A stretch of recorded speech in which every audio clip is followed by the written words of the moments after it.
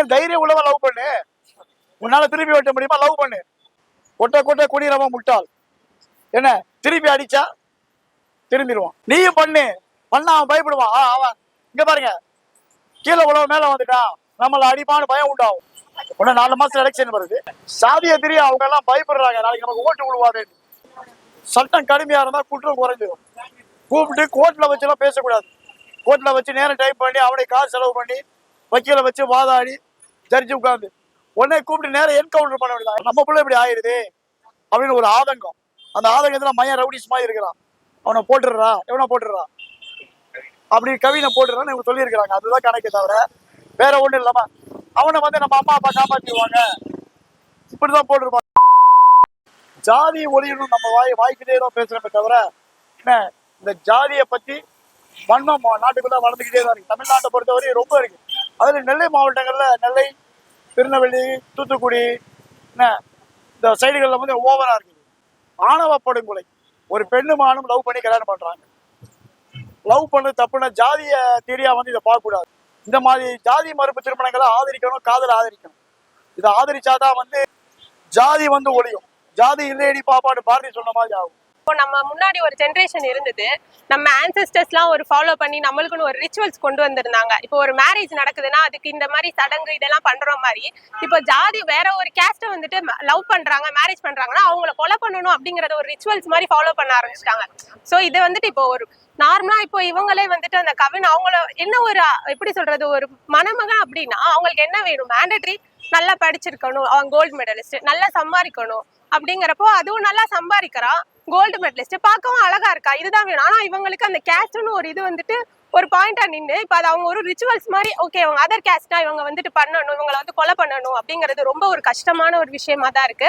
அது கேஸ்ட்ங்கிறது என்னது, நம்மளுக்கு ஒரு ஐடென்டிட்டி கிடையாது. எல்லாருமே இங்க வந்து ஹியூமனிட்டி அப்படிங்கிற ஒரு அந்த இதே போதும், நம்மளுக்கு ஹியூமன்கிற ஒரு ஐடென்டிட்டியே நம்ம எல்லாத்துக்குமே போதும். இதுல எப்படி சொல்றது, ஒரு ஆண் பெண் அப்படியெல்லாம் நம்ம சொல்லி டிஃபரெண்ட் பண்ணணும்னு அதுவே வந்து நமக்கு டிஃபரன்ஷியேட் பண்ணணும்னு அவசியம் கிடையாது. இதுல வந்துட்டு கேஸ்ட்னு ஒண்ணு எடுத்துட்டு வர்றது, ரிலீஜன் ஒண்ணு எடுத்துட்டு வர்றது. திருநெல்வேலி மாவட்டத்துல இது தொடர்ச்சியா நிறைய நடந்துட்டு இருக்கு.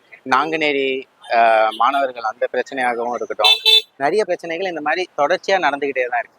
இதுக்கு வந்து நம்ம ஒரு கடுமையான சட்டத்தை எடுத்துட்டு வந்தோம்னா தண்டனைகளை கடுமையாக்கணும். தண்டனைகள் கடுமையாக்கும் போது தான் என்னைக்குமே வந்து தண்டனைகள் என்னைக்கு கடுமையாகுதோ அன்னைக்குதான் குற்றங்கள் குறையுன்றது ரொம்ப நாளாவே சொல்லிட்டு இருக்க ஒரு விஷயம். இன்னைக்கு தண்டனை வந்து உங்களுக்கு இந்த அரபு நாடுகளை கொடுக்குறாங்க இல்லையா, சட்டம் கடுமையா இருந்தா குற்றம் குறைஞ்சிடும். கூப்பிட்டு கோர்ட்ல வச்சு எல்லாம் பேசக்கூடாது. கோர்ட்ல வச்சு நேரம் டைப் பண்ணி அவனை காசு செலவு பண்ணி வக்கீல வச்சு வாதாடி ஜட்ஜி உட்கார்ந்து உடனே கூப்பிட்டு நேரம் என்கவுண்டர் பண்ண வேண்டியதான். எங்க இவங்களை என்கவுண்டர் பண்ணணும், யாரு அந்த என்கவுண்டர் பண்ணாலே குறைஞ்சிடும். இந்த மாதிரியான பண்றவங்களுக்கு வந்து ஆயுள் தண்டனை, தூக்கு தண்டனை அந்த மாதிரி கொடுத்தாலுமே இப்போ வெளியே ஒரு தண்டனை வந்து கொடுத்துட்டு ஒருத்தவங்களுக்கு வெளியே போனால் அவங்க ஈஸியாக அவங்களால வெளில வந்துட முடியும். இந்திய அரசியலமைப்பு படி கேஸ்ட்ன்ற ஒரு விஷயத்தையே ரொம்ப இதுவாக தான், அதாச்சும் எதுலையுமே நம்ம டிஸ்கிரிமினேஷனே பார்க்கக்கூடாதுன்றது தான் நம்ம இந்திய அரசியலமைப்பு சட்டம் தெளிவாக நமக்கு சொல்லியிருக்கு. ஆனால் அப்படி இருக்கும்போதும் இந்த மாதிரி நடக்கிற நிறைய இந்த ஆணவ படுகொலைகள் வந்து அந்த ஒரு கான்ஸ்டியூஷனோட ஒரு பேசிக் ஸ்ட்ரக்சரே இது வந்து ஒரு ஆட்டி அமைக்கிற மாதிரி தான் இந்த மாதிரியான விஷயங்கள் நடக்குது. இது கடுமையான சட்டங்கள் போட்டாலுமே அது இம்ப்ளிமெண்ட் எந்த அளவுக்கு ஆகுன்றதை கேட்டிங்கன்னா அது ரொம்ப ரொம்ப கம்மி தான். நான் கூட யோசிச்சிருக்கேன் சம்டைம்ஸ், இப்போ எல்லாம் அந்த ஜென்ரேஷன்ல தான் அப்படி இருக்காங்க. இப்போ நம்மலாம் வந்துட்டு இப்போ நம்ம வந்து ஒரு 40 years 50 years நம்மளுக்கு ஆனதுக்கு அப்புறம் நம்மலாம் வந்து ஒரு love, inter caste marriage, love எல்லாத்தையும் அக்செப்ட் பண்ணுவோம் அப்படின்னு நினைச்சிட்டு இருந்தோம். ஆனா இப்போ அதை பார்த்துட்டு ஒரு 21 year அந்த ஒரு பையன் ஒரு 27 year ஜஸ்ட் ஒரு கேஸ்டுக்காக ஒரு கில் பண்ணி மர்டர் பண்ணிருக்கிறது, ஹானர் கில்லிங் பண்ணிருக்கிறது ஒரு மாதிரி ஷாக்கிங்கா தான் இருக்கா. போலீஸ் அதிகாரி நீங்க சொல்ல சப் இன்ஸ்பெக்டர் உண்மைதான், அவங்க அம்மாவும் சப் இன்ஸ்பெக்டர் தான், போலீஸ் சப் இன்ஸ்பெக்டர் தான், 2 பேருமே.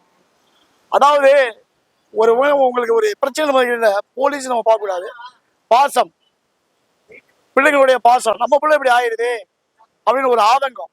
அந்த ஆதங்கத்துல மையம் ரவுடிஸ் மாதிரி இருக்கிறான், அவனை போட்டுடுறா, எவனை போட்டுடுறா, அப்படி கவினை போட்டுறான்னு இவங்க சொல்லியிருக்கிறாங்க. அதுதான் கணக்கு தவிர வேற ஒண்ணும் இல்லாம அவனை வந்து நம்ம அம்மா அப்பா காப்பாற்றிடுவாங்க இப்படிதான் போட்டிருப்பாங்க. போலீஸுங்கிறது வந்து நம்ம வந்து ஒட்டுமொத்த போலீஸை வந்து குற்றம் சொல்லக்கூடாது.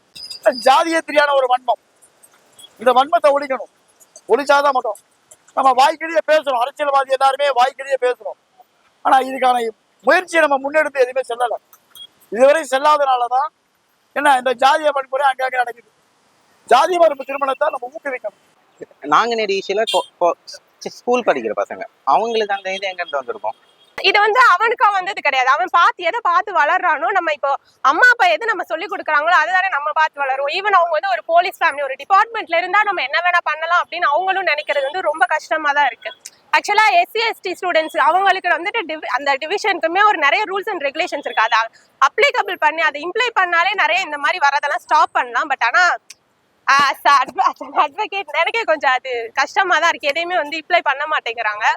சும்மா ஜஸ்ட் ஒரு ரூல்ஸ் வந்துட்டு சட்டம் தன் கடமையை செய்யும் அப்படின்னு சொல்லிட்டு வச்சிருக்காங்களே தவிர இது வரைக்கும் எனக்கும் இதுல இருக்கு நிறைய ரூல்ஸ் அண்ட் ரெகுலேஷன்ஸ் இருக்கு. ஆனா அததான் வந்துட்டு அப்ளை பண்ண மாட்டேங்கிறாங்க. நிறைய அத்தாரிட்டிஸ் பாலிடிக்ஸ் இன்வால்வ் ஆகுறதுனால அது நிறைய அப்ளை பண்ண முடியல. பட் கஷ்டமா தான் இருக்கு. ஏங்க எந்த ஆட்சி இருந்தாலும் இந்த மாதிரி படுகொலைகள் நடந்துகிட்டு தான் இருக்கும். தொண்டு இது நடக்கிறது. இது இன்னைக்கு நேற்று நடக்கிறது இல்லை. இது எனக்கு விவரம் தெரிஞ்சு 60 வயசு ஆகுது. அப்போல இருந்து நான் சின்ன பிள்ளை இருந்து பேப்பர் படிக்கிறது இந்த ஆணவ கொலை நடந்துகிட்டு தான் இருக்கு. ஏன்னா இதை தடுக்க எல்லா அரசியல் கட்சிகளும் ஒன்று சேரணும். 1000 பெரியார் வந்தாலும் இதை திருத்த முடியாது. இல்லை இவனுக்கு சில பேர் பாம்புமா இருந்துகிட்டு தான் இருப்பாங்க. இதை ஒழிக்கிறதுக்கு எல்லாரும் ஒன்று சேரணும். 2வது மாணவ சமுதாயம் ஒன்று சேர்ந்து உள்ள கிளர்ச்சி ஏற்படுத்தணும். இது வந்து ஒன்றும் நம்ம நாட்டில் புதுசு கிடையாது. உடுமலை சங்கர்ல இருந்து இந்த மாதிரி நிறைய கொலை வழக்குகள், ஆணவ கொலை வழக்குகள் நிறைய வந்துட்டே தான் இருக்கு. இதுக்கான ப்ராப்பரான இது வந்து பார்த்தோன்னா நம்ம எல்லாமே இங்கே லைக் சிட்டி பேஸில் வாழ்றவங்க இன்னும் வந்து நீங்கள் யாராச்சும் போய் கேட்டிங்கன்னா அவங்க வந்து கேஸ்டா அதெல்லாம் இப்போ யார் பார்க்குறா அப்படின்றாங்க. பட் இன்னும் நம்ம இந்த வில்லேஜஸ் சைடில் நம்ம உள்ளே போக போக போக தான் அதில் இருக்க சப்டிவிஷன்ஸும் அதில் இருக்க நிறைய ஒரு கேஸ்ட்ன்ற மாதிரி நிறைய போய்கிட்டே இருக்கு. ஸோ அப்படி போய்கிட்டே இருக்க சமயத்தில் வந்து பார்த்தீங்கன்னா இந்த மாதிரியான ஆணவ படுகொலைகள், அதாவது ஒரு ஜாதியை இது பண்ணி ஆணவ கொலை. அப்ப இளைஞர் தைரியம் உள்ளவன் லவ் பண்ணு, உன்னால திருப்பி வெட்ட முடியுமா லவ் பண்ணு. என்ன அப்பதான் பயப்படுவான். ஆமா தம்பி, ஒரு ராணுவம் வந்து நம்மள சுடுது, நம்ம திருப்பி சுடலையா அவங்கள? இதுதான் மனித தவறு. எகிச்சு பாருங்க, கொட்ட குடிரவன் முட்டாள். என்ன திருப்பி அடிச்சா திரும்பிடுவான். நீயும் பண்ண அவன் பயப்படுவான். அவன் இங்க பாருங்க, கீழே உழவு மேல வந்துட்டான், நம்மள அடிப்பான்னு பயம் உண்டாகும். நம்ம ஸ்டார்ட் பண்ணணும். இது ஒரு தொடக்கமா இருக்கட்டும். உங்க சைனல்ல ஒரு தொடக்கமா சொல்லுங்க. அடிச்சா திருப்பி அடி, அப்பதான் அவன் பயப்படுவான். என்ன நம்ம எல்லாத்துக்குமே போலீஸையோ நீதிமன்றத்தை எதிர்பார்த்திருக்க முடியாது. இல்ல ஏன்னு கேளுங்க, பல ஆயிரக்கணக்கான பல லட்சக்கணக்கான வழக்குகள் தேங்கி கிடைக்குது. அதுல போய் அவங்க எதை பார்ப்பாங்க? போலீஸ் கம்மியா இருக்காங்க. எவ்வளவு பேருக்கு வந்து அவங்க பாதுகாப்பு கொடுப்பாங்க? இங்க நிக்கிறவங்க கோலை பண்ணிட்டு போட்டு போவாங்க, ஒரு பொண்ணை கற்பழிச்சிட்டு போவான். அவங்க பின்னால அவங்க போயிட்டு இருக்க முடியாது. பாவம், சட்டம் ஒழுங்கை பாதுகாக்க பெரிய பிரச்சனையா இருக்குது. இதுல இதே போய் அவங்க எப்படி பாதுகாப்பாங்க? தவிர்க்க வழின்னா எல்லாரும் புரட்சி ஏற்படுத்துற மாதிரி பண்ணணும்.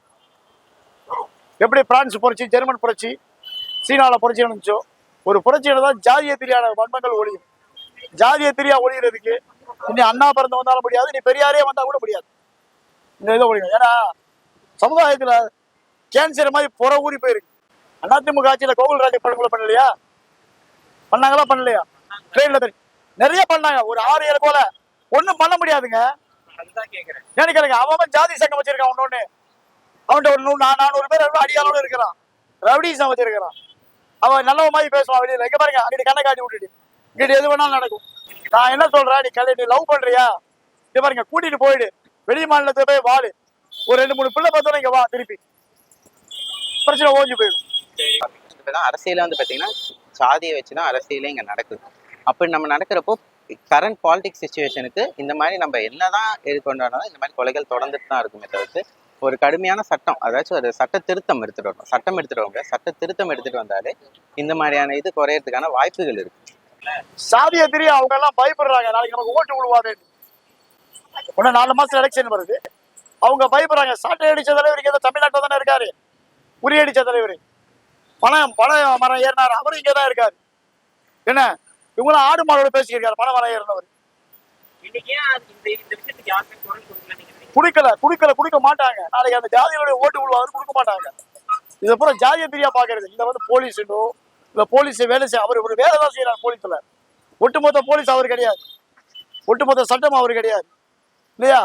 எனக்கு தெரிஞ்சு இந்த கேஸ்ட் அப்படிங்கிறது என்னோட பாயிண்ட் ஆஃப் வியூல வந்துட்டு இந்த வேர்ல்டு இருக்க வரைக்கும் இது கண்டினியூ ஆகிட்டே தான் இருக்குன்றதா என்னோட பாயிண்ட் ஆஃப் வியூல என்ன அப்படிதான் இருக்கு. இத மாத்த முடியுமான்னு தெரியல, ஆனா மாத்திதான் ஆகணும். ஆனா மாத்துறது ரொம்ப பெரிய கஷ்டம். இப்ப பாருங்க, ஒரு பொண்ணுக்கு வந்து சீக்கிரமா 5 லட்சம் கூட 10 லட்சம் கொடுக்குறான். என்ன குடுத்து போனா கூட நெருப்போச்சு கொடுத்துரு. ஒரு சமீபத்தில் நம்ம ஒரு இடத்துல பார்த்தோம், ஒரு மாவட்டத்தில் நினைச்சு மாமியார் கொடுமைப்படுத்தி இறந்து தற்கொலை பண்ணிக்கிற பொண்ணு. இந்த மாதிரி ஒண்ணு எடுத்துனா நடக்க சான்ஸே கிடையாது. அவர் லவ் பண்ண பொண்ணே வந்து நான் அந்த மாதிரி இல்லை அப்படின்ற மாறிட்டாங்க. அது மாதிரி நிறைய கேஸ் மாறும். அது நம்ம அவங்கள குற்றம் சொல்றதுல எந்த பிரயோஜனமும் இல்லை. ஏன்னா அவங்க லவ் பண்ண ஒருத்தவங்களை கொண்டுட்டாந்த போது அதே வீட்டில் இருக்கவங்க எப்படி அவங்க வீட்டாருக்கு எதிர்த்து சாட்சி சொல்ல முடியாது? ஒரு காமன் சென்ஸ் தானே. அதனால அவங்க நம்ம எதுவுமே சொல்ல முடியாது. சாதின்றது ஒரு மனநோய். இந்த சாதி என்ற ஒரு மனநோய் வந்து மனிதனை பாடாப்படுத்துது. வறுமையை இருந்தாலும் கூட அவனுக்கு சாதி தான் பெருமையா இருக்குது. இந்த நாட்டில் வந்து ஆனர் கில்லிங்ன்றது ரொம்ப பெஸ்டா இருக்குது. அதுக்கு வந்து என்ன காரணம்னா, இவன் வாய் பேச்சு தான் சகோதரனை தவிர நல்லா படித்த மாணவன், நல்லா சம்பாதிக்க வேண்டிய மாணவன், அந்த குடும்பத்தை காப்பாற்ற வேண்டிய மாணவன், அநியாயமா சாதி என்று ஒரு அரக்கன் வந்து அவனை கொன்னுட்டு போடுச்சு. அந்த ஆணவ கொலையே வந்து அரசு உடனே தலையிடணும், அவங்களுக்கு உரிய தண்டனை கொடுக்கணும். இதனால் தமிழ்நாட்டில் வந்து இது மாதிரி ஒரு கொலையே நடக்கக்கூடாதுன்னு மக்களுக்கு ஒரு நல்ல தீர்ப்பு வரணும்னா, இதுதான் ஆணவ கொலைகளை தடுக்கணும்னா, இந்த மாதிரி வந்து குரூப் கல்ச்சரெல்லாம் ஒழிக்கணும்னா, ஃபர்ஸ்ட் சாதியிலேருந்து மனிதன் விடுபடணும்னா சட்டங்கள் கடுமையாக்கும். சட்டங்கள் கடுமையாக்கி இந்த ஆணவ கொலைகளை தடுக்கிறதுக்கு ஒரு சிறப்பு சட்டம் ஏற்றினாதான் தமிழக அரசு இதுலேருந்து இன்னும் மக்களை காப்பாற்ற முடியும். அந்த சாதி வெறின்றது அவங்களுக்கு எங்கேருந்து வந்துருக்கும்? நம்ம யாருக்கும் அது தெரியாது இல்லை. அந்த மாதிரி இதை பேஸ் பண்ணி வர்றது தான் ஒன்றுமே தவிர்த்து இன்ஸ்டிடியூஷன்ஸ், எஜுகேஷனல் இன்ஸ்டிடியூஷன்ஸ், ஸ்கூல்ஸ், காலேஜஸ்ல இது கற்றுக்கிறது கிடையாது. இதை நம்ம கற்றுக்கிறதுன்றது அவங்களோட பகுத்தறிவு. அந்த பகுத்தறிவில் தான் அவங்கவுங்க அந்த எல்லாருமே சமம்ன்றது அங்கேருந்து தான் வருமே தவிர்த்து ஸ்கூல் காலேஜ் எஜுகேஷன்ஸ்லேருந்து அவ்வளோ ஈஸியாக வந்துடாது.